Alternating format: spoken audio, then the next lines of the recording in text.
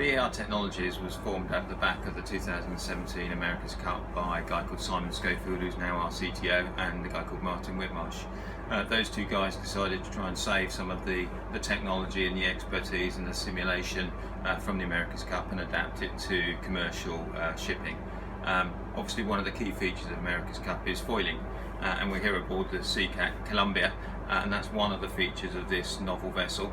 We looked at the wind farm market and decided to try and bring a new concept design to this market, and this fantastic revolutionary boat has a long main hull which is supported by a swath-style outrigger, and at the back of the boat there is a large U-shaped foil, and on the outrigger there's a flipper foil, and both of those foils work together to improve the stability of this craft and very much the efficiency of this craft. We are excellent in terms of designing the hull, but what we decided that we really needed some good help with was actually bringing this vessel to market, and colleagues here are experts in their own individual fields, and when we first started looking at designing the internal of the structure and making the CTV operationally perfect, we sought out Andy Page here, and Andy, maybe you would like to bring the story up to date. Yeah, thanks, Sean. Yeah, so we were kindly partnered with John on designing the structure, the ergonomic and the operational aspects of the craft. From a chartwell perspective, we were kind of looking for a way in which we could unleash greener performance, so less fuel burn, less emissions, and hopefully a more efficient craft. And when John, Simon and the team came up with this, we saw it as an opportunity to make a vessel which, from a starting point, would be much easier to make green. So naturally the form itself is 30% more efficient than a conventional CTV. So from our perspective, if we can harness that and then use future batteries and other alternative fuel sources, this really is the right platform to start with. So yeah, we're very grateful for the partnership and enjoyed the project. We were brought on board by Ian from Seacat, Andy and John, to actually construct the boat. We started that process a little over a year ago, and effectively we've always wanted to be at the leading edge and the cutting edge of new technology, and always been excited by new products, and obviously mitigating the risk of some of the products that come across our desk. And this boat very much ticked the boxes of a challenging, exciting project that we want to be part of and deliver to the industry. And we're very fortunate to be working with my colleagues and partners in the three companies here to actually bring this boat here today and to deliver what has been produced. Brilliant. So from our point of view, obviously as the owner-operator of the vessel, I think it's important to point out that we've worked together with Andy and with Ben for over a decade now.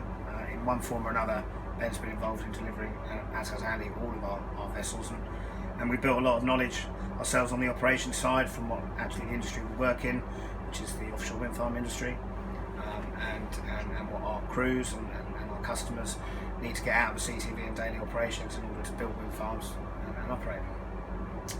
So we were introduced to John by a mutual contact, where we have our head of commercial, Lee, knows very well Simon Schofield, and we went along and we listened to the concept, and it seemed to be something that was very interesting. Why it's interesting to us is because we're being asked to do a very unique work scope. Essentially amounts to an offshore agricultural vehicle with some pretty big parameters in terms of operational parameters, and also technical availability parameters, all sorts of things. So for us it was important that having been introduced to the concept, that we actually brought in some industry expertise for the realisation. And so when John and Andy started talking, and of course Andy designs our other more conventional catamarans from the ground up, and his team of course, we were delighted that they decided to partner, and that Andy could help John with the application of class rules, for example, with the funny conversations we had about we're going to need plenty of bow structure because we're crashing into things for a living and all that kind of stuff. And so what we've ended up with is something amazing. Ben partners together with an extremely competent fabricating outfit, AMC, in Cowes, who we really believe are the best in the world at what they do. And so that was a no-brainer as well, because to realise a unique project with a unique set of challenges, that gave us the confidence to partner going forward. And then the final part of the puzzle for us is we brought in Seacat Marine, which is a trusted partner to help us to also do the new build project management from our point of view, with lots of really good knowledge about the class rules and vessel structure and all that sort of stuff. We're stood here today on board what is a fully British designed, built, owned and operated vessel. We're close by us in the waters. We have the world's largest population of offshore wind. We truly lead the way in offshore wind. What we do for a living is decarbonising the planet, full stop. And if we can actually do it and be greener, that's the main thing. This platform is exactly that. It's a vessel, it's a platform. All new ingredients can go into it as they become technically and commercially viable. And if we can make such a significant step already just by the sheer design, then we hope we're operating on the front foot and that we can save our customers both emissions and making value from a commercial standpoint. Very well said.